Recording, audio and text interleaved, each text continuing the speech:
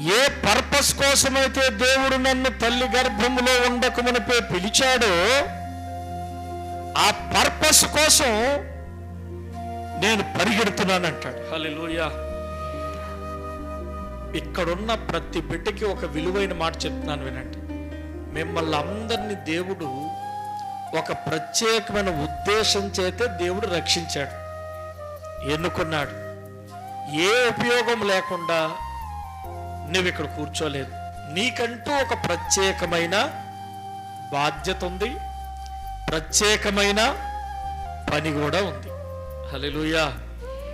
నిన్ను దేవుడు ఉపయోగించుకుందామనే ఉద్దేశం చేతే ఇక్కడికి నడిపించాడు. హల్లెలూయా. దేవుడు నిన్ను వాడుకునే పాత్రగా ఉండాలి. పౌలు అంటే నేను దేనికోసం పట్టబడ్డానో అది నాకు తెలుసు.